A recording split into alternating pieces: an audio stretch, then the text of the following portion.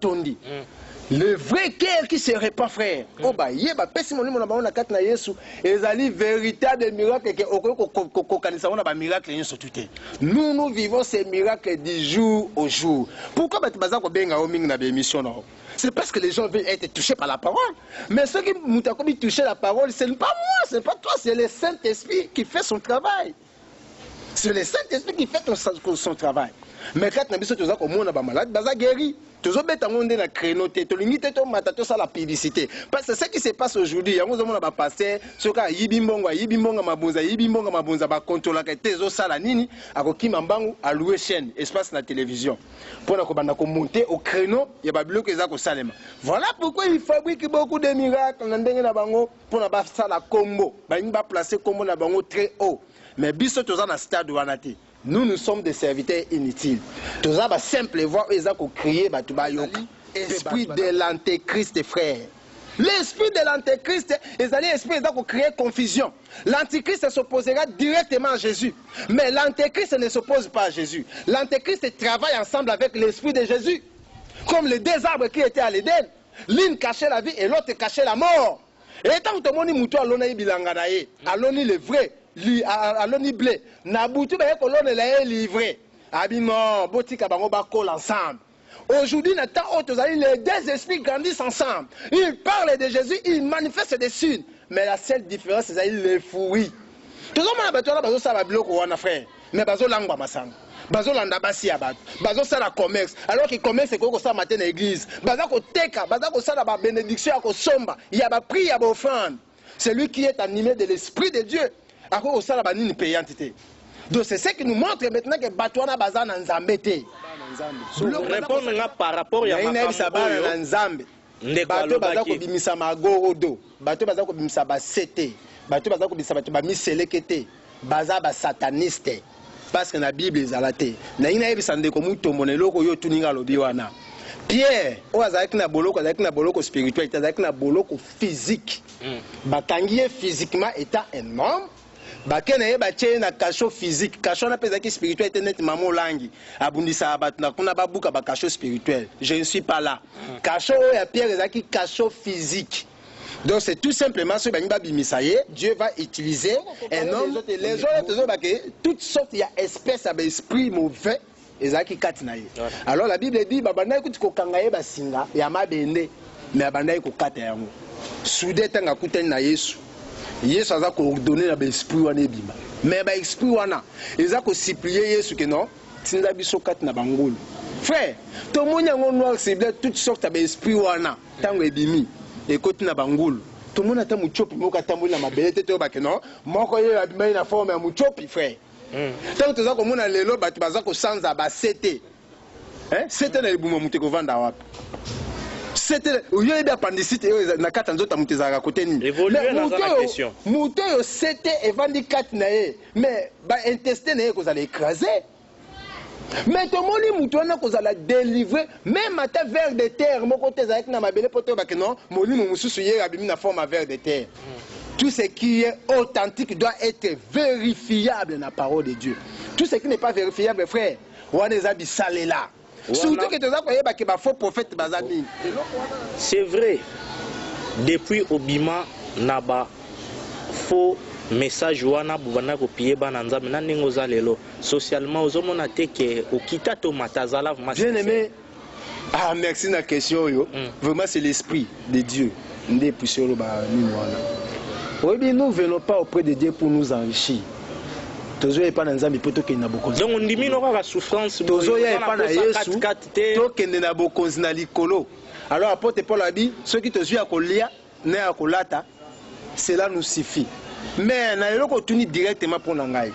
Lorsque j'ai menté les enfants de Dieu, bien aimé, j'ai souffert comme ça pour na zwambongo na makasi na ngamoko.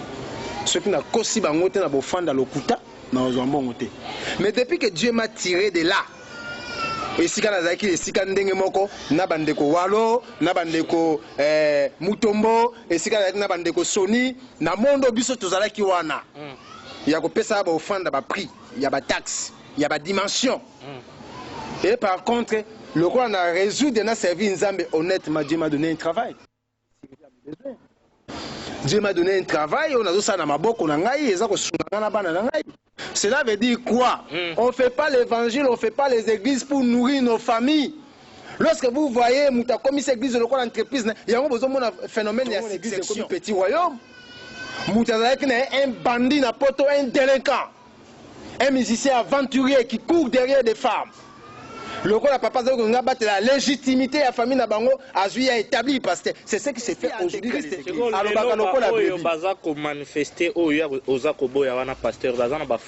J'ai dit à apôtre Mutombo, Oyo Tunakinga Mutuna, na batunyo surtout bazana gamme na yo bazako sala kama nchoki babi mananzo tabatu, ba greni ba c'est dit magie pire et simple parce que tu vérifies en haut noir c'est bien à parcourir Bible nanga na mon esika apôtre Pierre bimisi mutu muchopité na mon esika ba bimisi mutu CTT esprit est malade de côté spirituel et ça sort na molimo et m'appelle la forme spirituelle jamais ko bima c'était on évane na pancréate ndengeni appendicite écoute bo bimisa ngote bima na forme moko mais to ba no mona pe ke minaka non appendicite katani na libumu ebimi wana to kondima mais appendicite besoin que nous coopérions bongo c'était qu'on va la place ni dans autres. Moi j'ai appris. Na parmi les musiciens au Bakenda ko yimba kuna na parking à Grand Hôtel. Donc vous qui nous suivez au Bokota na ba YouTube, Bobeta Francis Grand Hôtel. Bo me ka pe ko la cérémonie na ya salaki na Grand Hôtel. On vient de me dire que babimi seli batu même ba crédit na téléphone. Oh, il y a raison. Na éviter na Lola comment ko sala multiplication ba carte ya crédit. Naza ko yebisa Vodacom, naza ko yebisa Airtel, naza ko yebisa Tigo, naza ko yebisa Zen, go fungola misu, bakomi ko teka ba ko kababa unité na bino mbongo ekoti na compte na bino te. Baza ko misa batu ba crédit. Bien aimé, yebisa ngai na Lola fabrication ya crédit ya ba téléphone eza bisika nini. Ba yebisa ngai susu ke ba bimisa batu ba mbongo na poche pour na transport. Bien aimé, eza la franc congolais, eza la dollar, eza rempli de signes maçonniques. Bassine satanique rempli. Et ça, bassine, ils ont annoncé même nouvelle ordre mondiale. Alors moi, je m'étonne que Angelou l'ensemble est véritable dans l'eau là-bas, la dollar avec des signes maçonniques et outil dans l'eau là. Ah, wabino monde bopé ça la réponse. Ce qui dollar et outil dans l'eau là. Les alliés ensemble, tous les ensemble. Pour l'eau les alicolo. Licolo et si kaba démo pe bazali parce que la Bible dit nous avons lutté contre les esprits mauvais dans les lieux célestes. Les lieux célestes c'est l'eau là. L'eau les a esika nzambe ezali l'eau les ali mi pepe. Alors mbongo wana eza ko uta esika ba démo bazali to l'eau wana eza ko mbongo wana eza ko uta esika nzambe azali. Ko bimisa mbongo na ba poche ya bato. Bien aimé c'est satanique. Mon église moko azalaka problème parce que babana ko futela endako. Mais yo lobi chante, moi j'ai été pasteur dans le système à l'Okuta. Je t'ai déjà dit une fois. Dans la qui sommes bien aimés dans ma camoire, venez, vous allez voir. Aussi accompagné dans l'évangile, au moins un des frères on a passé ça la service offrande. Parce qu'on a qui super spécialiste. Bien aimé on prêchait faux. Malgré que tu m'as acclamé, on prêchait faux, la fausseté. Et avec toute conscience, on volait les enfants de Dieu. On n'a pas pratique inutile. Mais moi je suis sorti parce que j'ai accueilli cette vérité. On a accepté à mon avis comme on a que non. Cette Bible nous voulons les transformer autrement. Parce que Galate que je m'étonne de ce que vous voulez faire d'autres choses que celle qui a été prescrite par la Bible. C'est quoi permettre pasteur? Solution zali que moi na nzambe wana tuna ko mutuna wana bima bisika wana nzamba zalité. Comment kaze ko yebisa ngai? To bomba le souste parce que eux ont déjà fait mo que c'est bima na ba télévision. To mona ki ndeko Moïse mbiye na banzembo na ye alosa ba signe eux ont très na satanisme. Soko wanga na ngote. Alosa ba signe ya nini nzembo ya Ebenezer. Wana kuti ndeko lobate. Esika sakani nango mais asali be Ebenezer après clip al boso o ba denosaki pour dire que je m'en fous makamwana bozo bana je m'en fous mais ba nzambe bazo mona ngo bazo koka ko comprendre teke esika eza bisika ko kende te ah mais mi innovation tango tata zalaka bongo te le rejet ko tu wana na robot ba caro j'accepte que a memi innovation pour conduire tous ces enfants de Dieu vers l'enfer. Tous ces enfants-là qui parlent dans de bonnes conditions. Frère, yebisanga ba apporter ni na Yesu basambela na bonnes conditions. Yo, il t'a une église moka ba Pierre. Oh yo moni ki basambela na bonnes conditions. Je vais te dire que aucun apôtre de Jésus est mort noble. Akufa na noblesse. aucun apôtre de Jésus a kufa calmement. Le loso ebisi mosana nzambe ba bomaya ondimate parce qu'il se constitue sur le matériel. Mais ba apôtre bazaki na posa ba kufa ba longwa na nzoto ba kino kota na corps céleste. OK, basambela ki na ba condition. Yo to ça ka ba émission, pourquoi to kana koluka lixité? Tous ça ba bureau et bito ko no sa ba émission. Mais nous voulons pas impressionner les gens dans ba bureau. Nous voulons que tu peux ces évangiles ali simple. Que ça mais la condition malamu ne veut pas dire que Dieu est là. Bassine satanique est déjà manifesté dans le parcours musical naé. Il conduit les enfants de Dieu vers l'enfer. Et si tu persistes, c'est ton problème. Juste te sengi ombo on a yote te sengi olanda bisote. Te biso que zala informé que bisiko zawana ezanze malamu. Israël nation onzamba zo considérer lelo ba païen. Barobika. Mais lelo, par rapport à nous l'église, Israël les a considérés le roi de la nation païenne siko. Yo uti kuno le côté ba lui donction na yo net naza ko ka ndeko aza ko sa na bandalo na bosani komo na ye nzamba sunga komo na ye ya deuxième partie. Oye ko tekela bato yango na église comme commerce ko teka mafuta. Pesa ngo mwasi na wabi manango na wenzi parce que ba ko kalinga ngo na mak et que ba huile d'olive na balamba nango. Ouais. Alors ce qu'on ça la commerce à huile pourquoi ya nango na église. Pesa mwasi na ko teka ngo na wenzi ba ko lambela ngo ba permettre que tout développer.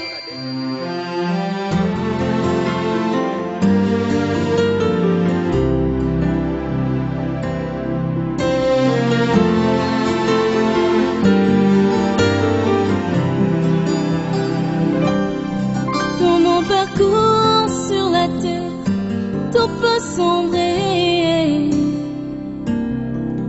Dans ma marche pour le ciel, tout peut... Qui a dit que vérité ou réalité ekotikala kaka pona ba diaspora na ba kinois mbote na bino bana boma po boyambi yango na esengo na ndenge moko ya kosakana te bino pe mokili mobimba oyo bozali kolanda biso nzambe a pambola bino toza toujours wana na cadre ya ba émission na biso vérité ou réalité dans l'église toza wana kaka tokozalaka wana toujours na soutien ya sponsor officiel nabiso Jésus-Christ de Nazareth ndenge bomoni eza titré wana tozolobela église et les surnaturels vérité ou réalité tokoki kokanga monoko te tango tozomona ba réalité oyo ezomema bato mosusu na gauche mosusu na droite. Voilà pourquoi comme d'habitude na ba émission na biso mingi ezalaka nga moko te tozwaka invité moko mibale to misato pona ko solola na bango na tina oyo nyonso ezali kolekana sur terrain comme ba réalité to pompe bango ba question pour ba poser les biso ba fondement conformément na maloba na Nzambe. Je sais que émission oyo to salaki première partie sur les liens sataniques, première partie il y a évangile du social ou du royaume, deuxième partie bandeko ebele na Londres bobengi boza édifié. Maman Monique Lando alobi oui ndeko nanga fortune mais botanga kabakombo ya batu wana te. Ah grande sœur to considérer ba conseil na yo mais choix ezate ceux qui sponsor officiel à lobby A B à Dieu seul soit toute la gloire pour la émission lelo déjà bandeko bolanda ba émission on atangi bo comprendre nani oyo azali invité na biso na esengo nyonso na cadre ya numéro oyo sika mbote na yo pasteur Papi mbote ndeko fortune. Est-ce que ko déranger l'émission lelo soki to bengi yo révérend? Ah oui, ça va me déranger parce que moi na révérence na Bible ezate tango ba na nzambe bokom konga ko prêter ce qui n'est pas écrit dans la Bible, c'est ce que nous appelons des levains. Les levains zali ko bakisa to moni ba apôtre ba tambola ki na Yesu ba monde bazalaki proche na parole véritable biso to yambi yango sima ya ba siècle koleka mais bango bat bazalaki proche ya parole véritable moko na bango to moni azwi titre ya révérence té. Donc je ne peux pas me permettre que va bien en révérend. J'en sais pas. Donc mon émission, ceux qui n'ont pas frère Papi n'a quitté sur oui, c'est ce que je voulais dire. Je préfère que va bien en frère. Je me sens à l'aise tant que baza ko bien frère parce que frère na linga lengo bandeko. Frère ezaka gradité, frère lengo bandeko. Donc les autres mon ba pasteur de l'église ba mati ba titre moko pona ko ebisa bandimi ke no toza bandeko te. Bino bozande ba travailleurs biso toza ba konzi. Alors ngai na linga ba bien nga frère qui veut dire ndeko. Je me sens à l'aise avec ça. Vraiment, on a comprendre que c'est juste ambiance pour bandeko ebele. Tout ça, les sous bas numéro ya sikate na pasteur Papi Bonginda o azali invité na biso tozali kolobela église et les surnaturels. Comme d'habitude, vérité ou réalité, ezalaka nango philosophie te awa tozalaka terre à terre beaucoup plus pour na bandeko na biso bozana ba Congo na ba diaspora congolais nyoso na lopoto na lokoto, j'allais dire ya lingala. Bo comprendre yango malamu. Pasteur Papi Bonginda, émission ya lelo tozolobela église et les surnaturels. Mais kana nous ko expliquer ngai na bandeko o baza kolanda biso. Tango tozoloba église surnaturelle, ba compréhension nini tokoki kozala nango na ba mo wana mibale bongo tokoye bandeng toko évoluer. Bon, j'aimerais d'abord premièrement m'a expliquer surnaturel un peu. OK. Bongo na koya na église parce ça ne dérange pas. De toutes les façons, batu baebe église ndenge baebi quoi que bae bango na ndenge ya mabe. On reviendra toujours pour nous expliquer. OK. Mais à ce qui concerne les surnaturels, et c'est pas une émission à l'élo parce que nous voulons ce que la pensée de Dieu. Ils ont établi et que nous surtout comprendre comment Dieu fonctionne. Les surnaturels. Donc la théologie, l'étude de Dieu. Non, les surnaturels bien aimés, moi surnaturel, ils sont tellement glissants. Ils sont tellement coboyés, ils sont tellement dangereux pour nous employer. Na kobeta c'était les surnaturels, ils sont concernés kaka nzambete. C'est vrai. Les surnaturels, ils ont le monde des esprits. Dans le monde des esprits, ils ont des mondes surnaturels. Donc, tout ça comme on a les vrais surnaturels, ils ont passé outre la connaissance ou bien la compréhension de l'homme. Donc, ils ont limité l'homme. Ils ont limité la compréhension à l'homme, connaissance à l'homme. C'est ce qui dépasse l'intelligence de l'homme. Au monde, il surnaturel. Alors, tant que ça, comme on a pratique, on a pasteur, on a affiche, on a acte, on a l'église, on a passer, on prétendre que c'est l'œuvre du Saint-Esprit, parce que l'œuvre du Saint-Esprit est puissante, ils ont surnaturel. Donc, lorsque nous parlons de surnaturel, tout ça comme on a, et là, donc, lorsque le Saint-Esprit travaille aussi, tout ça comme on appelle Makamako et Zakokamu Sabat.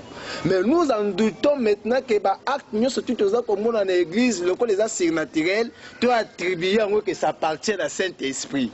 Vous avez dans l'église, il y a les surnaturels qui se fait. Dans le monde de il y a aussi les surnaturels.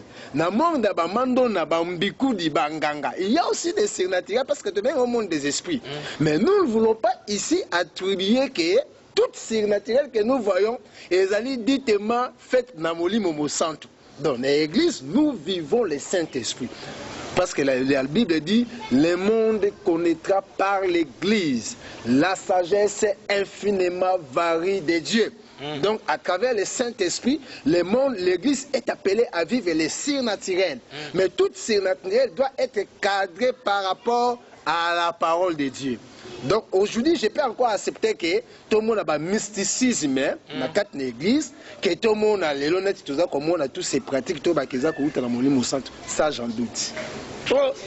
Vérité ou réalité, il y a les lots, je suis convaincu que ils ont bousculé déjà Nabanda Kunakati à Paris, to Pesibinombote Ebele, Pasteur Papi, Outi Koloba, Biloko Mokwa Natamu Kemeya Makas. Surnaturel, ezana nukakate na makambanzam. Ezali o nyoso ezali kolekela moto na kibo moto na ye. Shit na yo ezali ke oyo tozomona na église nyoso tute eza ya malamu na mysticisme pe eza na kati. Tozozongela ngo po ezosenga vraiment to panza yango bien aimé comme d'habitude. Sanduku ba question ezali awa toko pompe yango na moi quelques secondes au brosser biso tango tozolobela église tokoki kozala na compréhension parce que sujet na biso ezali église et les surnaturels. Tant que tozolobela l'église, nous voyons directement l'église c'est une famille de Dieu. Dieu a voulu étendre sa famille sur la terre. Aluka kiango asalango na Adam a échoué, il a transgressé la loi de Dieu. Nzambe a que plus loin que pour le peuple moko Israël. Base à la peuple naé auquel il y a ko permettre à ko tia combo naé likolo na bango base à la famille naé alors que ça qui seulement illustration et le qu'on amène ngaka sala na vrai sens Dieu cherchait l'église. Donc lorsque nous parlons l'église nous voyons la famille de Dieu. Donc l'église est la famille de Dieu. J'aimerais que tout un passage moko na Jacques chapitre 1 à partir avec verset 18. Jacques chapitre 1 verset 18. Tu vas comprendre quelque chose déjà très important, ça peut nous aider et pour aider Bandeko. Chapitre 1 verset 18. Jacques chapitre 1 à partir du verset 18 et pour aider Bisso. Qu'est-ce que la Bible a dit? Il nous a engendrés selon sa volonté par la parole de vérité, afin que nous soyons en quelque sorte les prémices de ces créatures. Donc, na batu nyonso to babotami na sika kati na Kristo, Nzambe a engendré biso ya sika na lolenge ya makanisi na ye. Po tozala neti bato ya yambo na bikelamu nyonso to oyo esalemaki na se. Donc c'est-à-dire selon la pensée de Dieu, Dieu a vu que l'église, il fallait qu'il y ait une famille naïe sur la terre. Ndenge Nzambe a développé famille naïe avec les anges dans les cieux. Dieu a voulu aussi que l'église et la famille ait accompli volontairement et accompli la volonté sur la terre. Donc, il y a un église. Si on peut encore lire quelque chose dans 2 Thessaloniciens chapitre 1, à partir du verset 11. 2 Thessaloniciens chapitre 1, à partir du verset 11, tout le monde a quelque chose, il y a bien. Bandeko bozo landa biso, bozo koma je crois parce que émission ou objectif nabiso ezali non seulement tout dénoncer mais aussi tout enseigner dans le cadre toujours il y a ba émission. Thessaloniciens chapitre 1 partir avec verset 11 la Bible dit c'est pourquoi aussi nous prions continuellement pour vous afin que notre Dieu vous juge digne de la vocation et qu'il accomplisse par sa puissance tous les desseins bienveillants de sa bonté et l'œuvre de votre foi, pour que le nom de notre Seigneur Jésus soit glorifié en vous et que vous soyez glorifiés en lui selon la grâce de notre Dieu et du Seigneur Jésus-Christ. Okay. Donc tu es comme on a que Nzambe a ponaki biso pétié katina biso kombo na Yesu Masia biso ecclésia afin que tomema kombo na ye na mokili mobimba. Maintenant on a baki surnaturel les très dangereux les terrain moko glissant o to ko simba ngona parce que aujourd'hui, tous en face, il y a un nouvel ordre mondial qui se constituer et qui est fixé dans le monde. Tout le monde entier est unifié dans le système moko spirituel et politique. Donc, aujourd'hui, nous voyons déjà comment l'Antichrist est en train de se préparer pour unifier le monde. Et comme un système moko. Voilà pourquoi il s'est permis il y a kokota tina ba église ko recruter ba pasteur, ba apôtre, ba prophète, ba surtout ba homme de Dieu. Au bazala qui mal intentionné déjà dans ma na bango, ba se trouver terrain moko favorable. Diable a recruté bango maintenant pour faire exécuter son plan, son projet sur la terre. Voilà pourquoi la Bible dit dans Matthieu 24, j'aimerais que tout tanga yango. Matthieu 24 à partir du verset, chapitre 24 verset 24, la Bible dit ceci. Car ils se lèveront des faux Christ et des faux prophètes, ils feront des grands prodiges et des miracles auprès de séduire, si c'était possible, même les élites. Frère, donc la Bible dit, il se lèvera des faux prophètes, des faux docteurs, des faux pasteurs, des faux évangélistes, des faux apôtres, recrutés par les diables. Alors, balobini la version bakoya na surnaturel. Ils feront beaucoup de miracles et les prodiges. Lorsque tu vois surnaturel, surnaturel est égal à miracle. Miracle, c'est le surtout dépasser entendement à mouton. Ils ont dépassé compréhension à mouton. Oh, mouton peut expliquer que c'est un miracle. Alors la Bible nous dit déjà le système on a implanté le monde entier. Il s'est recruté des pasteurs, des apôtres, bakoyane dans le monde surnaturel pour influencer.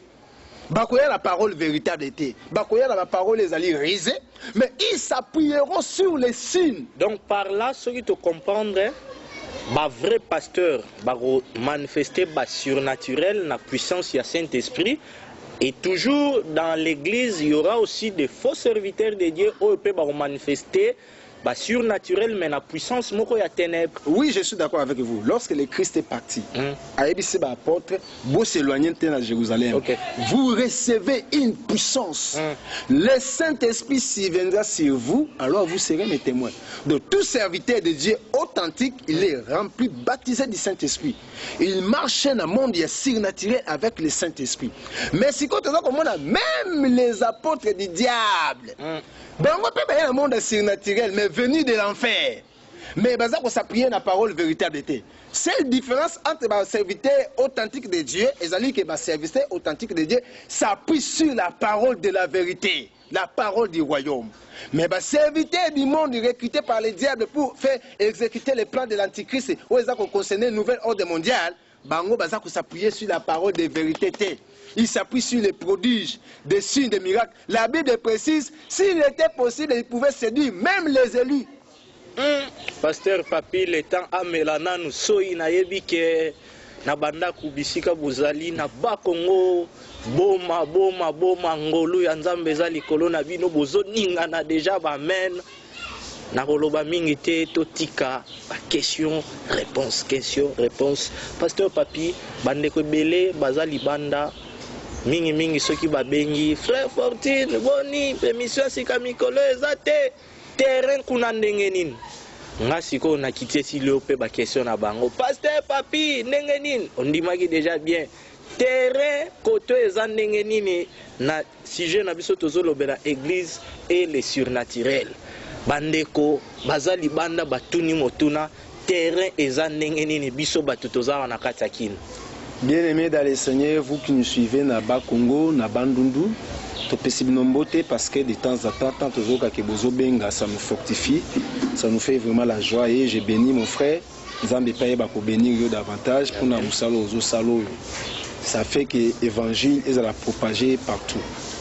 Bien-aimés, naza ko ebisabino que non seulement à Kinshasa, makambo ezo salmo eza seulement à Kinshasa, eza partout, même na Congo Brazzaville, na Gabon, na Europe, d'ailleurs n'en parlons pas ça, wana eza source ya pourriti.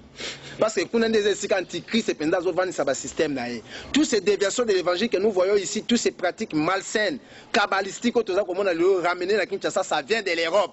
Yango toza ko ba que donc l'évangile est troqué partout. Bien-aimé, banganga ya kisi bakoti kat na église. Ces gens que nous avons connus hier, lokola ba Mandona, lokola ba Mbikudi, lokola ba Nganga, autres bande ko consulter lorsque vous étiez païen. Tous ces gens-là, ils s'est transformés dans des prophètes, dans des pasteurs, dans des évangélistes. Bien aimé, il se passe aujourd'hui dans l'église, dans Kinshasa, des choses abominables. Tant que nous avons des pasteurs, nous avons des misélés qui étaient dans Nzoto, nous avons des pasteurs, nous avons des setés dans Nzoto, tant que nous avons des pasteurs, nous avons des sabato magorodo, tant que nous avons des pasteurs, nous avons des banabasi, banyoka na basex na bango. Vraiment, nous avons tout notre vie pratique oyo et utiwap. Ça ne peut pas nous étonner.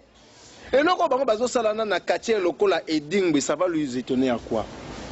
Parce que dingba ça rappelle un miracle.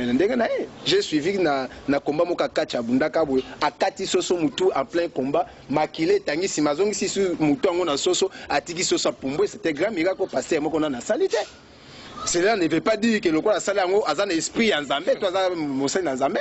Les surnaturels. La Bible dit vous les connaîtrez par les fruits, par leurs fruits. Les fruits. Si par rapport aux signes, bien aimé, maintenant tu vas distinguer qui est serviteur de Dieu, qui ne l'est pas, parce que le diable fait seul met très bien les miracles. Permettez, Pasteur Papi, et ça parenthèse, moko nazo fungola na kokanga rapidement. Attaque yozo ya kanango mingi na bimission na biso to meki ko landela impression toza nango yango tozo poser comme question. Bino ba pasteur boza ko condamner ba les autres totangi na kombote boza ko prétendre que bino nde bolingi bozongisa makambo nyonso en ordre permettre ngana benga yo réformateur impression nga naza nango na égard na bino na lobi bien wana eza impression na ngai ça n'engage que moi Fortune Mbala. C'est comme si boza makasi na lettre ya ko condamner ba mususu ya ko sala ba démonstration ya ba verset ba passage mais na sujet na biso tozolobela ko yoka yo pe ndengo zoya na ko konye bino na constater que boza vraiment ko désirer les choses de l'esprit et la puissance de l'esprit.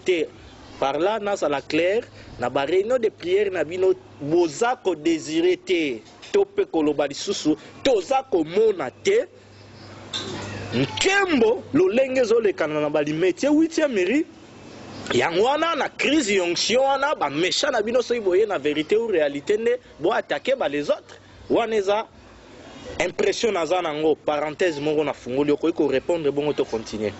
Bien aimé, j'aimerais confirmer lecture moko mabe nalingi na confirmer awa obaki na permettre yo lobaki tuza ba réformateur. OK. Mais sache que tu réformer malgré tout ce que nous disons là. Tokozongisa makambo na parce que ça prophétie attend de la fin.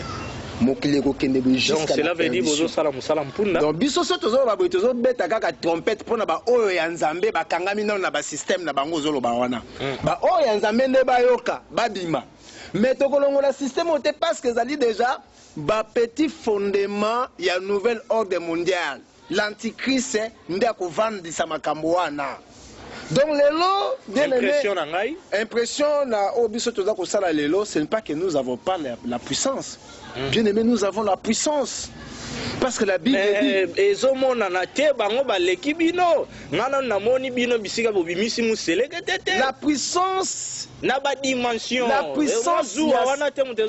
la puissance, il y a Saint-Esprit bien aimé. Pour ba service na bino na ya 8e ri ya fondation na limité wana 17. Bien aimé, na ngina expliquer que puissance à Saint-Esprit et se démontrer na sinté mais na ba fouipe.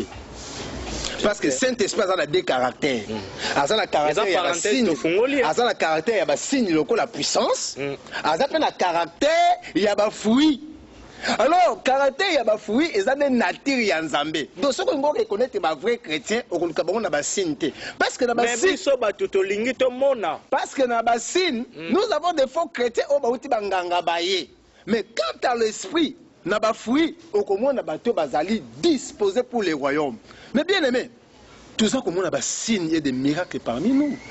Lorsque des armes, baza kolonga na kata ba catholique et si ka système ya idolâtrie à maka sezali, ba yo ki parole muté mais a converti ba ye. Frère, on les ali manifestation à Saint-Esprit. Na mukolo liboso Saint-Esprit qui t'a qui les jours de Pentecôte, Pierre n'a pas fait de miracles. La Bible dit il y a eu 3000 membres convertis le même jour. Ça c'est le plus grand miracle, frère. Donc on peut comparer la manifestation à Saint-Esprit par rapport à la CTT, par rapport à Batute. Pour na ebisa ko na émission moko le kaka mbala na mbala. Ko tondi sabat na lopango moko ngo bateke nzamba za wana. Postel des martyrs tondi sakabat. Renaissance pe tondi sakabat. Bakimbangi sepe bazala kata vrai idolâtrie balimbisanga so bazolandanga mais batondi sakape bat. Dire que biso toza ngo mo santu balimbisa yo seko za sûreté na makambo lobi. Non, ce qui est choqué bango mais je m'en fous. Na ebisa bango vérité. Cela ne veut pas dire que bazala kat na Zambé to yeso za kat na bango monimo mo santu azali parce que batu batondi. Le vrai cœur qui se répand, frère. Oh bah yeba pesi monimo na bango na kat na Yesu ezali véritable miracle que oko kanisa na ba miracle nyoso tuté. Nous vivons ces miracles du jour au jour. Pourquoi batu bazako benga o mingi na ba émission na? C'est parce que les gens veulent être touchés par la parole. Mais ceux qui m'ont touché la parole, ce n'est pas moi, ce n'est pas toi, c'est le Saint-Esprit qui fait son travail. C'est le Saint-Esprit qui fait son travail. Mais quand nous avons malade, nous avons guéri. Nous avons na créneau, la publicité. Parce que ce qui se passe aujourd'hui, nous avons passé, ce cas yibimbonga mabunza ba contrôler que tezo sala nini akokimambangu a louer chaîne espace na télévision.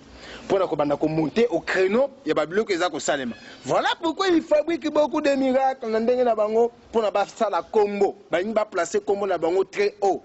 Mais biso toza na stade wanate. Nous sommes des serviteurs inutiles. Toza ba simple voir ezako crier batu ba yoka. Pe batu bazako mona loboko na nzambe. Vous ou pas?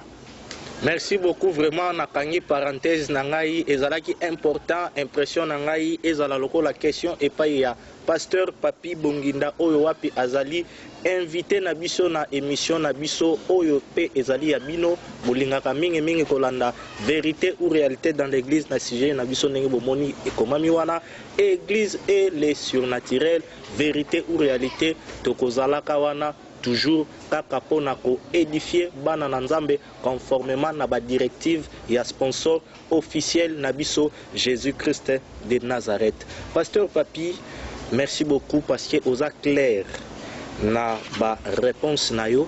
Sikoyo sunga bana nzambe bayeba vraiment omeka ko poser lokola ba moboko ba fondement pour toucher ba biloko ebele.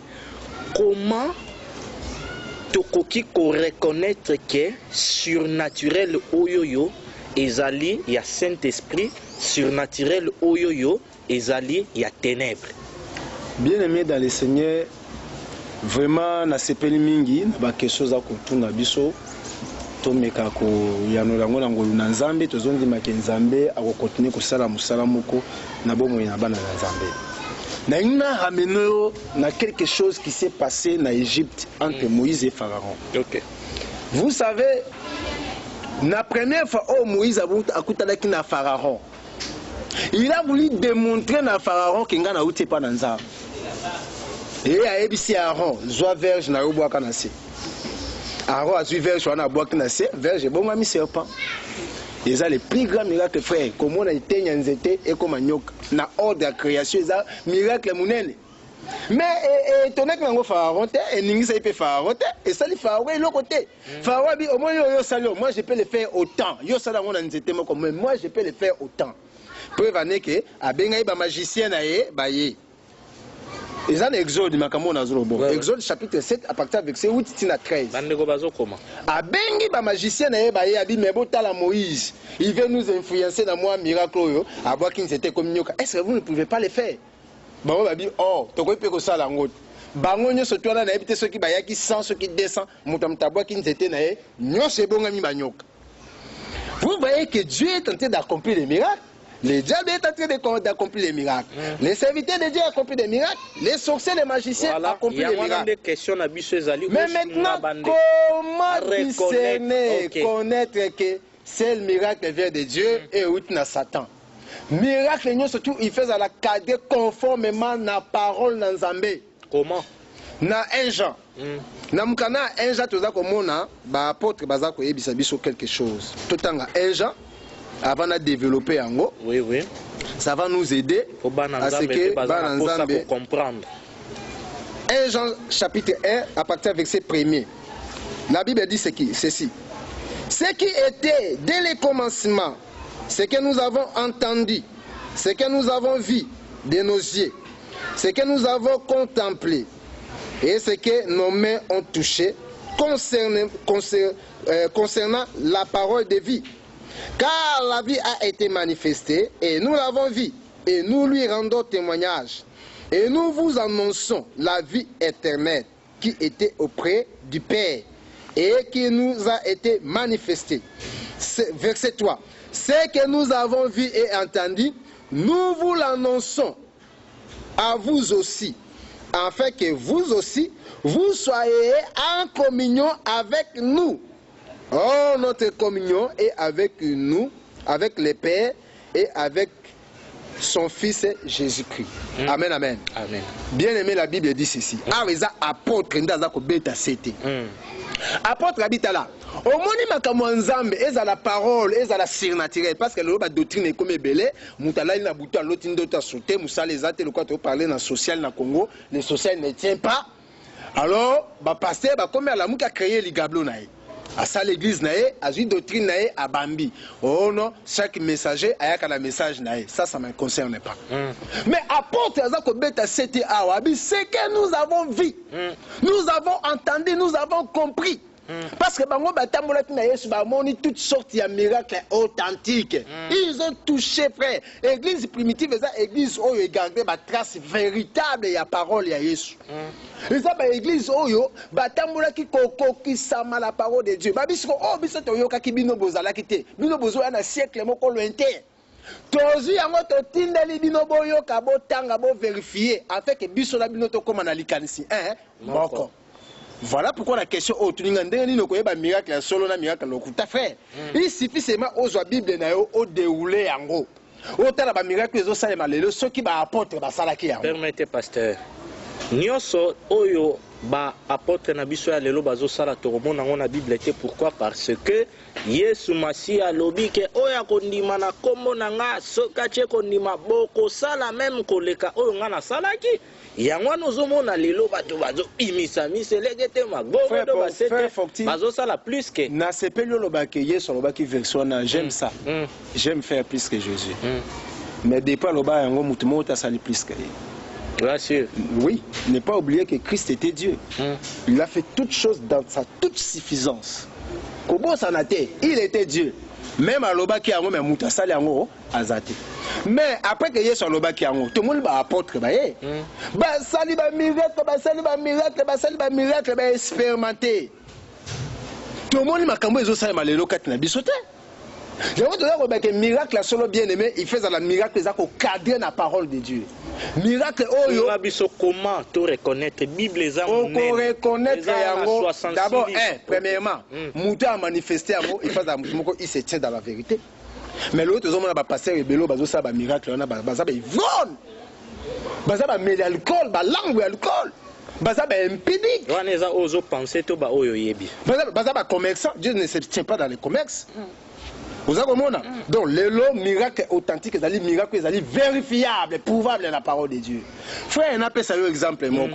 Yesu akatisi zelana sisa Yesu akatisi na ngambo mai na Marc chapitre 5 likamo na zoloboyo olobi eza vérifiable vérifiable likamo na zoloboyo eza na Marc chapitre 5 à partir avec verset 1 à 13 Yesu abisi ba yeko na eto katisa na ngambo bakatisi na ngambo tant bakomi kuna bamoni mutu moko boye azalaki rempli na toutes sortes des esprits mauvais. Parce que la Bible précisait qu'azalaki rempli na légion des esprits. Donc tu peux comparer les autres toutes sortes d'espèces d'esprits mauvais ezalaki kati na ye.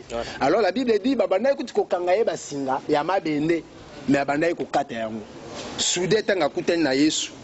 Yesu aza ko ordonner na esprit wana ebima. Mais ba esprit wana eza ko supplier Yesu que non tinza biso kati na bangolo. Frère, tout le monde a noir ciblé toutes sortes d'esprits wana tango ebimi et koti na bangolo.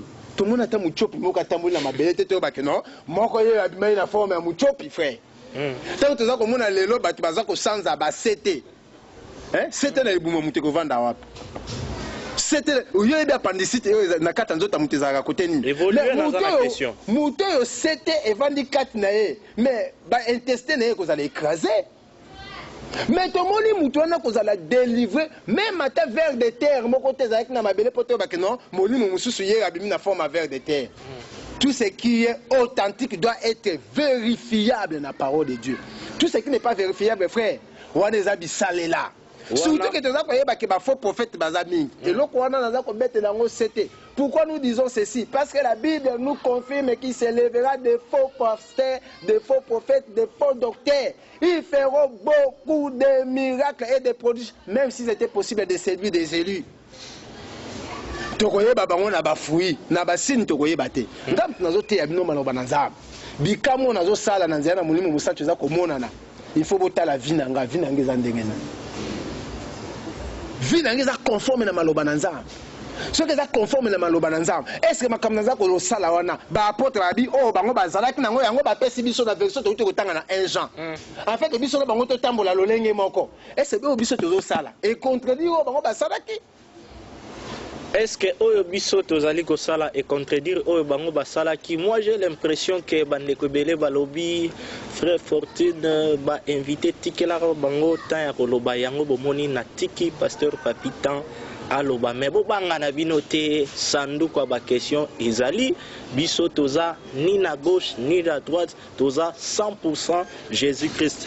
Pasteur Papi komona yo ndenge oza korépondre na sepeli parce que oza sûr na baverse na makambo ozoloba me nga nazongi kaka na momoko oyo uta ekolobake bamiracle wana esengeli ezala vérifiable na maloba na Nzambe.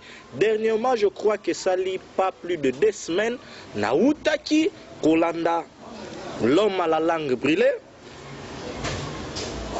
l'apôtre des nations oyo ya 8e ré azalaki na ngambo ya 7e akomi sikoyo na chantier na ye ya 8e.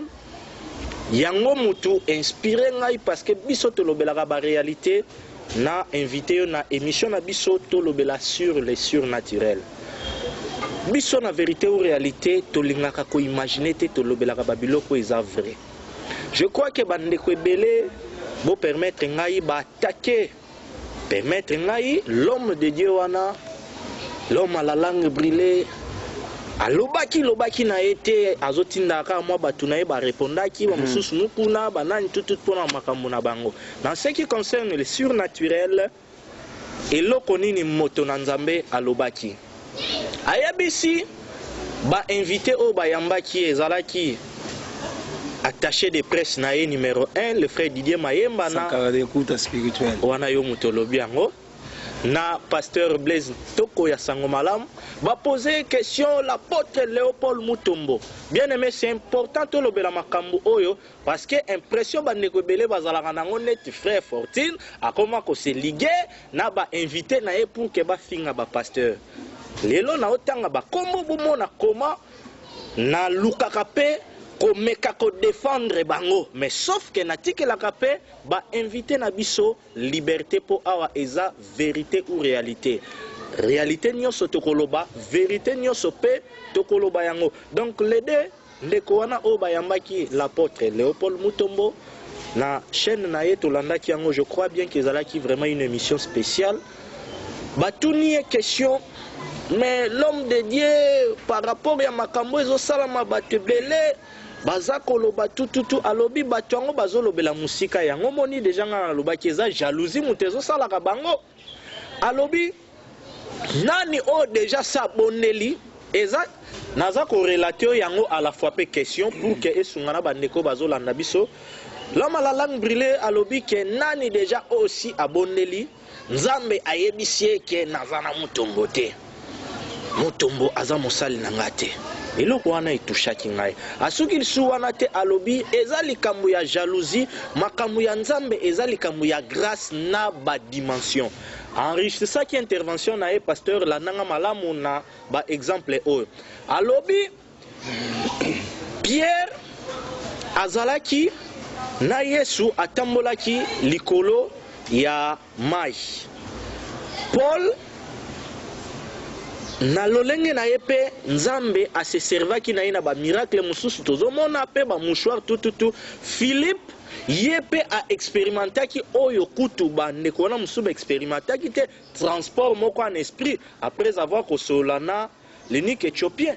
Est-ce que expérience ya Philippe ya Paul ya Pierre ya André ya Jacques bango nyonso ezalaki ndenge moko par là ngai nakoki koloba na question na ngai ke oyo ndeko wana aza ko expérimenter na 8e rue na bandeko mususu totangi kombo te po baze belé to lobanano na ye o tozwi comme échantillon ezali dimension moko ya makambo Nzambe oyo peut-être bino bokomi na yango te alors na place ke boluka bobondela boyeba soki ye na bandeko mususu baza ko expérimenter nkembo na Nzambe na haute dimension bino mal intentionné kotambola na bakombo na bango pona ko salir bango parfois po boluka succès lokola la plupart permettre na mango mala bino bozalaka na bato ebele te yango wana boza ko se comporter boy. Je crois bien nazalaki moulayi mo comprendre les questions na ngai. Bien aimé, nous ne voulons pas ici tout détruire le surnaturel. Le surnaturel, c'est un monde réel qui existe.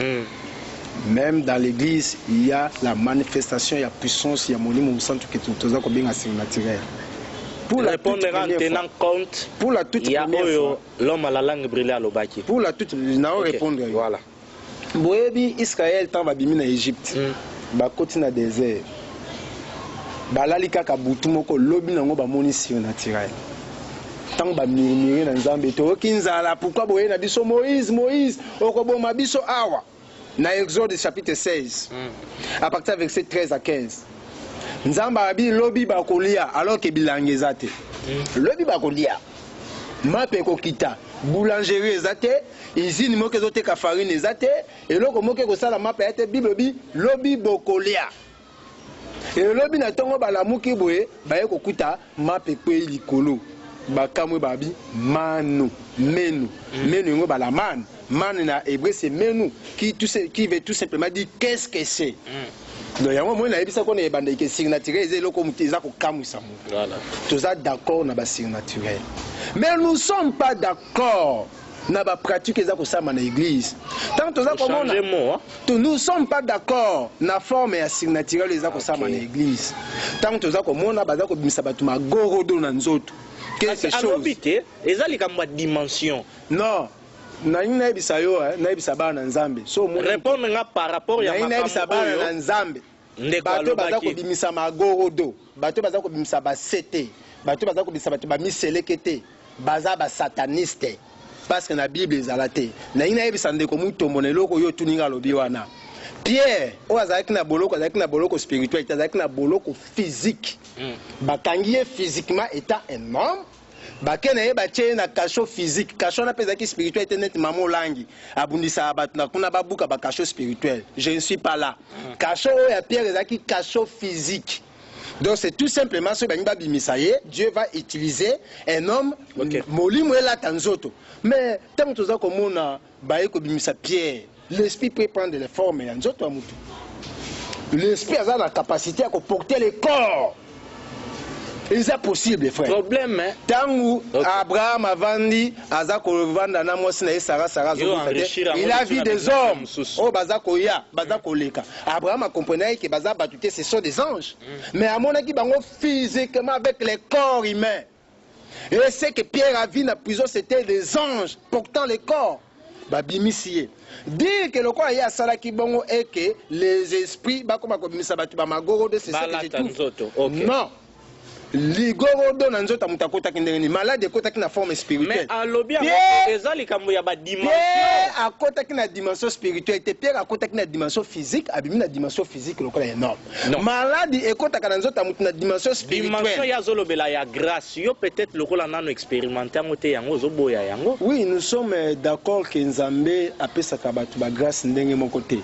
Ba grâce a kokesina. Nous avons les aînés na kat na ba grâce. Na kat na makambo na Nzambe tozana ba aînés.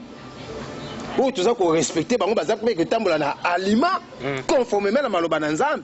Mais cela ne veut pas dire que ce qu'on banda musa na Nzambe kala, oza directement aîné à oya bandi siko. Tant mususo banda kala me tambola kana fausseté. Muta bandi siko aza aîné na aussi c'est la vérité. C'est ça le problème. Dimension ya grâce tout ça qu'on ba grâce Nzamba lobi Bible lobi Nzamba pesi bat mususu un talent, bat mususu deux talents, bat mususu trois talents, bat mususu quatre talents, bat mususu cinq talents. Mais engo ba kapesi mutuna mutungolu. Suffit seulement que Nangolu oyozui o exploiter ngo conformément ndenge Nzamba za kozelela yango. Ayebisi nowe ozotongela ngai mongombo.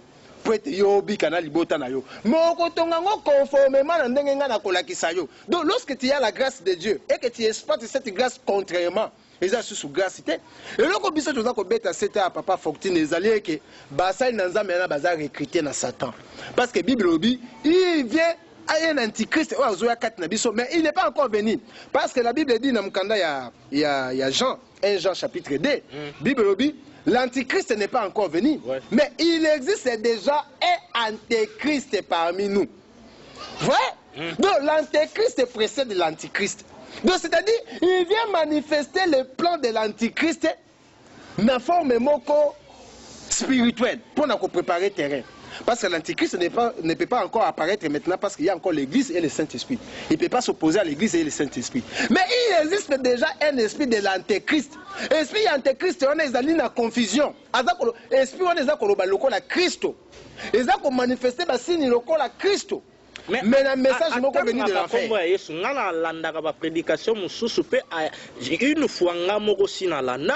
na limité wana azote ya lobby, ne venez pas ici seulement pour le miracle, car le miracle peut passer, mais venez ici pour le royaume, car la Bible dit cherchez premièrement le royaume, mais l'homme à la langue brûlée prêche Jésus. Mais oui, Isaïe a solo tout temps avec ce mot qu'on a Bible, tu comprends que quand on a combat Jésus, ça a un problème. Autant à combat Jésus, mais tout en état dans les faux. Autant à combat Jésus, mais tout en état dans les faux. Pour nous, na 1 Jean chapitre 2, à partir du verset 18. Écoutez ce que la Bible dit. Petits enfants, c'est le dernier ère, et comme vous avez appris qu'un antéchrist vient, il y a maintenant plusieurs antéchrists. Par là, nous connaissons que c'est le dernier ère. Ils sont sortis du milieu de nous. Apôtres, ils sont sortis du milieu de nous. Donc, ils étaient des nombres des apôtres. Ils sont sortis du milieu de nous. 1 Jean chapitre 2 à partir du verset 18. La Bible dit ceci. Petit enfant, c'est le dernier ère. Et comme vous avez appris qu'un antéchrist vient, il y a maintenant plusieurs antéchrists. Par là, nous connaissons que c'est le dernier ère. Ils sont sortis du milieu de nous, les apôtres, du milieu de nous. C'est l'apôtre qui tape la poitrine. Ils sont sortis du milieu de nous, mais ils n'étaient pas des nôtres. Ils n'étaient pas des nôtres. Balati étiquette, casquette, il y a apôtre, il y a pasteur, il y a serviteur de Dieu. Mais animer l'esprit antichrist à l'esprit venu de l'enfer, s'appuyant sur les signes et les prodiges. Bien aimé, différence entre les vrais serviteurs de Dieu et les fruits du Saint-Esprit. Mais animer l'esprit, l'esprit antéchrist.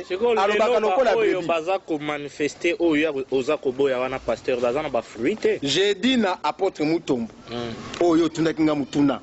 Na batu nyoso tu bazana gamme na yo baza kusala kama nchoki babi mananzo tabatu ba greni ba. C'est dit magie pure et simple parce que tu vérifies ngo noir c'est bien à parcourir Bible nanga na mone sika apôtre Pierre bimisi mutu muchopité. Na mone sika ba bimisi mutu CTT.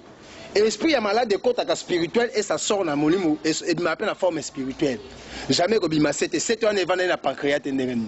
Appendicite écoute bo bimisa ngote bima la forme moko be. Mais to ba no mona pe que non appendicite katani na libumu bimi.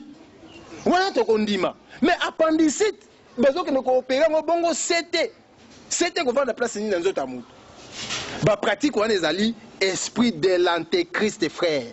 L'esprit de l'antéchrist, l'esprit qui créer confusion. L'antéchrist s'opposera directement à Jésus. Mais l'antéchrist ne s'oppose pas à Jésus. L'antéchrist travaille ensemble avec l'esprit de Jésus. Comme les deux arbres qui étaient à l'Éden. L'une cachait la vie et l'autre cachait la mort. Et tant que tout le monde aloni bilanganaye, aloni le vrai, aloni blé, nabutu ba kolone la livré. Abi non, botika bango ba colle ensemble. Aujourd'hui, les deux esprits grandissent ensemble. Ils parlent de Jésus, ils manifestent des signes. Mais la seule différence, c'est qu'ils les fouillent. Tout le monde a besoin frère. Mais bazo langba masang. Bazo landabasi abat. Bazo ça la commerce. Alors que commerce c'est quoi ça matin dans l'église. Bazo ko teka, bazo ko ça la bénédiction ko somba. Il y a ba prière, ba offrande. C'est lui qui est animé de l'esprit de Dieu. Alors ça la banine payante. Donc c'est ce qui nous montre maintenant que batouana baza nan zambete. Biloko baza kosala eza conformément na maloba na Nzambe te. Biloko baza kosala eza conforme te na maloba na Nzambe toyebi ke bana 8e ri maboko pembe na meki ko défendre bino me ndeko alobi apôtre tindela biso mutu moko aya otombola libaya. Gloire soit rendue à mon sponsor officiel Jésus-Christ de Nazareth pour Tozawana. Pour nakoloba nyonso sauf rien pour ezande vérité ou réalité dans l'église 100% Jésus-Christ. Pasteur Papi tozo kobaka kapo lokolo yaki lisusu d'émission na biso yebi ke awa biso to biki sakate to ko pomper ba question pour que bandeko nyonso baza kolanda biso bazala édifier to lingi siko pasteur to yeba tolongwe na 8e ripo bukiango avec force na yebite o eza vérité ou réalité ndenge tozo solo la est-ce que vous allez informer na eloko moko yo Le jeune prophète Francis Tatou a été kosala na parking à Grand Hôtel. Bien aimé, nazozo abato nyonso to baza kosala ba pratique au Bible ezo ko permettre te. Na tie bango kaka na lignée ya ba faux prophète ba kobima. Na fini bango te za biblique. Parce que Bible lobi ba oyo surtout baza ko tambola lolenge maloba na ye lobi te, baza ba faux prophète. Donc wana na bimité. Donc kozala faux prophète na dernier temps autres allez za biblique. OK. Kozala faux prophète eza biblique. Parce qu'il faut qu'il y ait des faux prophètes. Pour que tango ezala vraiment bien défini. Donc kozala faux prophète eza problème. Bien aimé, j'ai appris. OK. J'ai appris na mutu moko azalaki musicien. Moi j'ai appris. Na parmi les musiciens au bakenda koyimba kuna na parking à Grand Hôtel. Donc vous qui nous suivez, au bokota na ba YouTube, bobeta Francis Grand Hôtel. Bo meka pe kota la cérémonie na ya salaki na Grand Hôtel. On vient de me dire que babimi seli batu même ba crédit na téléphone. Oh, il y a raison. Na éviter na Lola comment ko sala multiplication ba carte ya crédit. Naza koyebisa Vodacom, naza koyebisa Airtel, naza koyebisa Tigo, naza koyebisa Zen, bofungola misu, bakomi koteka ba kokaba ba unité na bino mbongo ekoti na compte na bino te. Baza komisa batu ba crédit. Bien aimé, yebisa ngai na Lola fabrication ya crédit ya ba téléphone eza bisika nini. Ba yebisa ngai lisusu ke ba bimisa batu ba mbongo na poche pour na transport.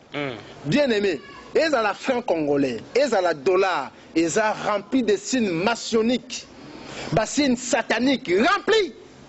Et ça, bassine, ils ont annoncé même nouvelle ordre mondiale. Alors moi, je m'étonne que Angelou Nzambe est véritable dans l'eau là-bas, la dollar avec des signes maçonniques et outil dans l'eau là. Ah, wabino monde bopé sa réponse. Ce qui dollar et outil dans l'eau là. Les alliés Nzambe, tu es Nzambe. Pour l'eau, les alliés Likolo. Likolo. Et si démopé bazali, parce que la Bible dit, nous avons lutté contre les esprits mauvais dans les lieux célestes. Les lieux célestes, c'est l'eau là. L'eau les a l'eau les a mis pépé. Alors, mongo les a kouta, et si ka démo bazali, tout l'eau les a mongo les a kouta, et si ka nzambe azali. Kobimisa mbongo, na ba poche ya bato. Bien aimé, c'est satanique, noir sur blanc. C'est satanique. Quand la Bible, de Genèse à Apocalypse, jusqu'à l'Apocalypse, vous n'allez pas voir. N'évitez pas qu'on contredise autrement, mais vous n'allez pas voir. Et si vous avez mis Simbongo, au retour dans le monde, parce que nous avons au saut tunangai. Bah, retour na Yesu impo. Yesu pesa biso impo. Yesu abisi Pierre, kende na mai, lobambisi, bimisa na munoko na mbongo. Mais Yesu akoka ko ebisa ka Pierre, tcha la poche, tcha loboko la poche na yo, pour Pierre abisi mbongo ebimi. Parce qu'il était Dieu. Ceux qui le lazo bimisa batu mbongo la poche. Pourquoi il a hésité na mukolo na ebisa Pierre? Oh Pierre, tu sais que moi je suis le Seigneur. Oui. Tcha loboko la poche, tcha loboko la poche, bimisa $. Mais attendez qui Pierre, prophétique, mais il va kangambisi wana tekai. Parce que Pierre a qui péché, yambis. Ayebi ko kangambisi, ayebi ko tekambisi. Mais mbongo onye sote zo bimana ba poche abatu lelo. C'est satanique, noir sur blanc. Et dans ça ko yebisa ba na nzambe, bisika wana ko kendete parce que Bible dit mes enfants sortez du milieu d'eux. Ils sont animés dans l'esprit, il y a antéchrist. Ici je diffère l'antichrist et l'antéchrist. L'antichrist s'opposera à Jésus, mais l'antéchrist ne s'oppose pas à Jésus. Il marche ensemble avec l'esprit de Jésus. C'est quoi? En fait de troubler. Pasteur, vraiment, j'ai l'impression que Bananza me belé, baza troublé. Pour baza na posa ba solution, baza na posa ko mona loboko na Nzambe, baza. Oyebisi bango sikoyo bisika wana ba kendete. Indirectement lingo pesa bango adresse église na yo po baya epa na yo. Bien aimé, la Bible nous dit na mukanda ya Matthieu balobi na butu balali bayoki voix moko egangi voici l'époux allez à sa rencontre. Toi en église na adresse au pesa batute, mais nous voulons que les gens se tiennent dans la vérité. Toi na adresse au pesa batute, nous n'évangélisons pas pour attirer les gens. Les apôtres n'attiraient pas les gens, pas comme ça bango stationnel ou quoi la société na bango. Ils allaient de lieu en lieu prêcher la parole, ils passaient, c'est fini. Nous avons crié, nous avons annoncé seulement. Nous avons mais parce que l'enlèvement c'est très bientôt. Et le diable sait que l'enlèvement c'est très bientôt. Voilà pourquoi nous avons infiltré, distrait. Bien aimé, toutes ces sortes de miracles que vous voyez, ça distrait les enfants de Dieu inutilement. autant à peine mon ça dans ma combat démon au vérifier combat démon dans la Bible lobby en côté donc bazana coïncidence na bango bazana communion na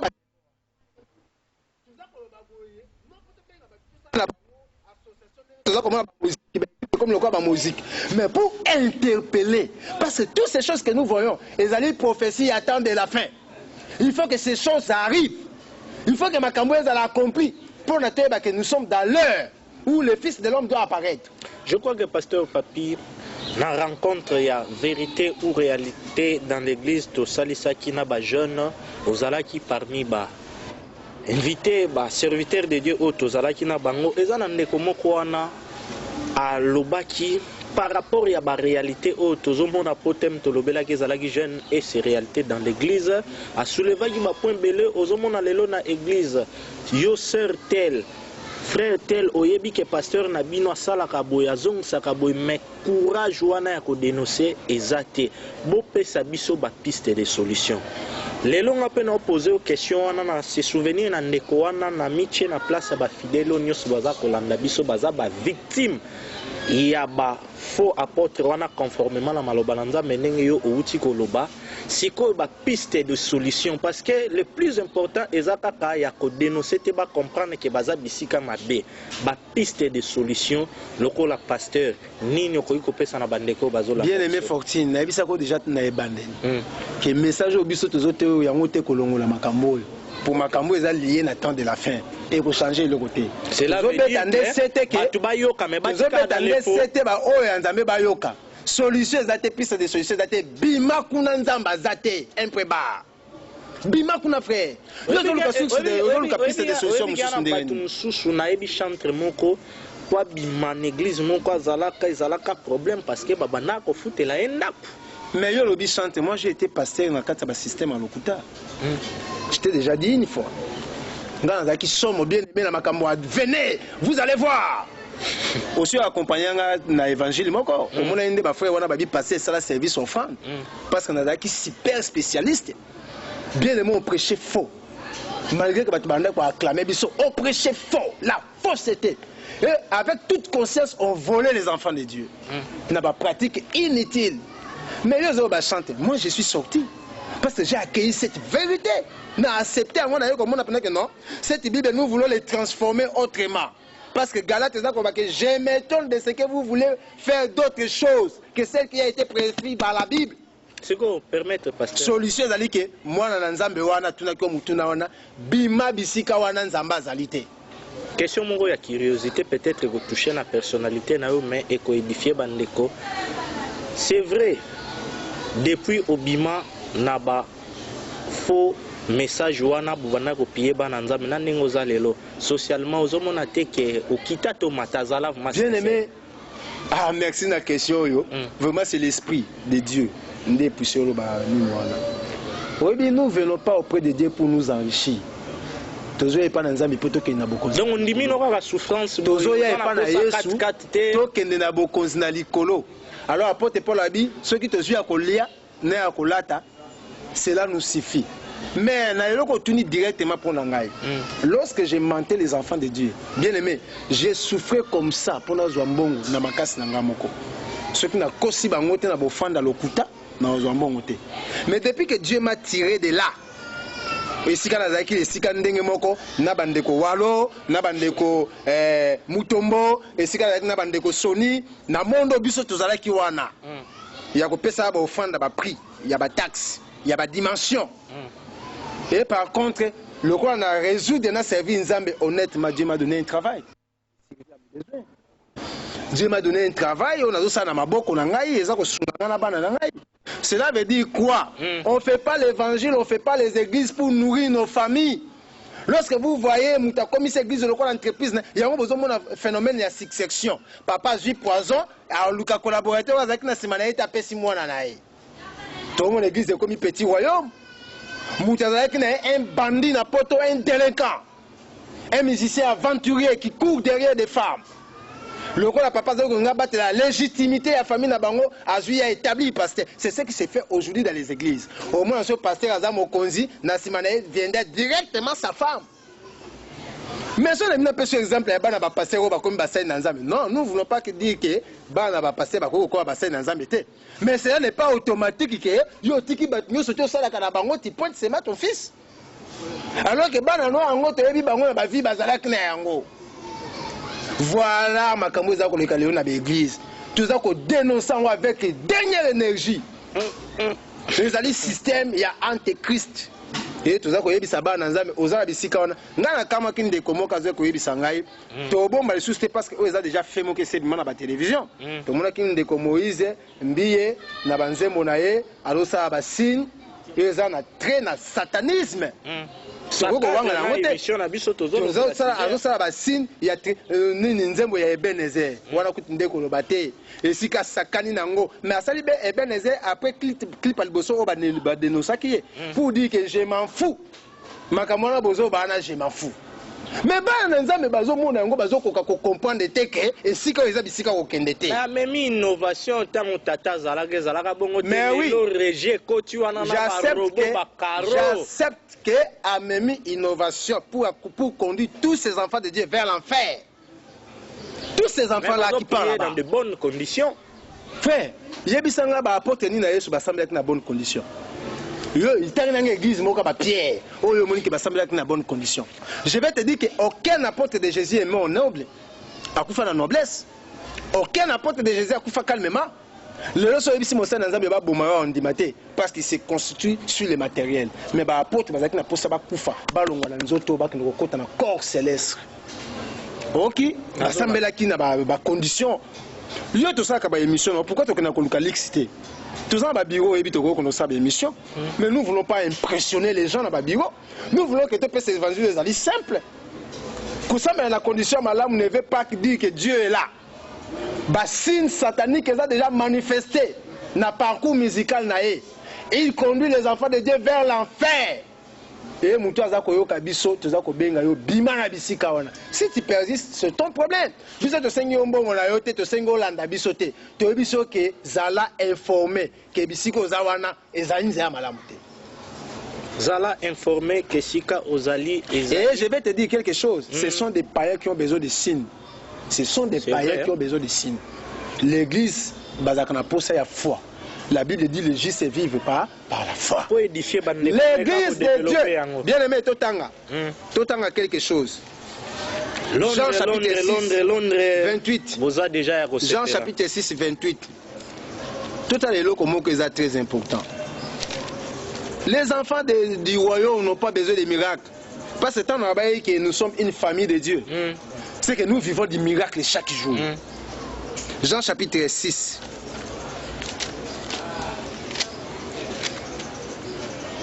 Jean chapitre 6, verset 28. Qu'est-ce que la Bible nous dit? Verset 28, la Bible nous dit ceci. Il lui dit, que devons-nous faire pour faire les œuvres de Dieu? Jésus leur répondit, l'œuvre de Dieu, c'est ce que vous croyez en celui qui l'a envoyé. Verset 30, quel miracle fait-il donc? Lui dit-il, afin que nous le voyons et que nous croyons en toi. Que fais-tu? Frère, au moment où Yesu a balusi mapa batu bale, bambisi batu batondi. Le bilan où Yesu a kene nangambo musuza ke côté évangile batu anda babi. Wap mutape sa yebiso mapa. Tolanda ye baluki baboite bakatisi balandi. Tant bakomi kuna bazobisa Yesu, mais Yesu nini toluki yo Jésus, nous avons besoin de toi. Jésus toluki yo. Toi tu crois que batu nyosu bakena l'église oza mabre wana, karole wana. Ba kene koluka Yesu po bala posa babongo la mitem. Jésus savait ici banga bino boyeli apona makama ko bongo na mutema te. Boye koluka mapa on apesa kibino kuna. Baba ba mais soto koluka mapa te. Yo yebisa biso to sa nini poto kota ya bokozi na ba. Non. Bondi mana muto Yesu nzamba tindi lokwa motinda ni maye. Siko ba baza ko tuna babi, quel miracle fais-tu afin que nous te croyons? Ce sont des païens qui cherchent des miracles parce qu'ils ont besoin de croire. Et même si on va moni miracle, ba ko croire te. Mais l'église baza na posa ya parole. L'église vive par la foi. Ce sont des miracles, des païens qui cherchent des miracles. Tous ces gens, vous voyez que bazo que de kolanda ba pasteur wana. Yo kasi ba bongo limitema. Mutalo que de koluka miracle mais akena kola. Akena mini jeep. À moitié ni. Est-ce que Kobongo la Moutem? À qui Kobongo la Moutem? Ce sont des païens qui tremblent devant les miracles. Mais le Fils du royaume recherche la parole. Bien aimé, la parole engendre les miracles. Lorsque tu as la parole, tu as la foi. Et cette foi va engendrer les miracles. Aux obligeants de la télévision, voici ce que l'Éternel a fait. Mais ce que Dieu va faire, cela va être témoigné d'elle-même. Nous n'avons pas besoin d'aller chercher les miracles. Nous avons besoin de chercher la parole véritable. Vraiment, j'ai l'impression que Makambo ya Koloba est tellement ébélé na éviter pasteur Papi Soko ko permettre aux ongles la biso la deuxième partie surnaturelle et aux la possibilité d'inviter au Mukolo Musu stopper au bangi na yo aux ongles prochainement car on a même sujet. Bien aimé, non. Nous sommes des serviteurs. Nous sommes des serviteurs inutiles. Nous sommes au service de Dieu. Quand Dieu nous dit allez, nous allons. Donc, ici quand nous on sera là pour répondre, te édifier. Vraiment, merci beaucoup. Na accord, il y a pasteur Papi, vous comprendre que moi et aussi les samakamnioso ezala kitendeko azana sima caméra azo sala biso signe déjà que minute na biso et poussani to yebi pe ke bozali na ba occupation et belé nzambe apambola bino première partie na biso deuxième partie to kozonga lisusu na pasteur Papi bonginda mais to kokota ngo lisusu na muzindo déjà to kolobela pe hein intercesseuse mondiale Mama 100 jours po yepe mikolo azoya na ndenge moko ya kosakana te frère nyonso et puis toza ko ndeko nyonso bazo ko tekela ba huile d'onction na huile d'onction na Israël nation onza bazo considérer lelo ba païen ba robika mais lelo par rapport à nous l'église Israël les a considéré le roi nation païenne siko yo uti kuno lokoti ba lui d'onction na yo net naza ko kande ko aza ko sa na bandalo na bosani komo na ye nzamba sunga komo na ye ya deuxième partie oyo ko tekela bato yango na église komi commerce ko teka mafuta pesa ngo mwasi na rabi manango na wenzi parce que ba ko kalinga ngo na mak et que ba huile d'olive na balamba nango alors ce qu'on sala commerce huile pourquoi ya nango na église pesa mwasi na ko teka ngo na wenzi ba ko lambela ngo ko zala malama permettre que to développer ngo na deuxième partie pour bande ko belé batikali na soif mais tokoki vraiment ko accélérer ba émission TV ba condition mususu technique tozana yango vraiment na kati ya RDC parce que ko joa ba émission boye ndenge tolobaka toujours soki sponsor officiel asali biso ngolute vraiment na makasi ya kibomoto ezali impossible. Je crois bien makambo na lobby frère pense mata tozala na ye na kati ya kin ayebi yango que Dieu vous bénisse. Londres Londres Londres Londres Londres pourquoi nazoloba Londres ngamoko na ebité. Je crois bien que ngolu ya nzambe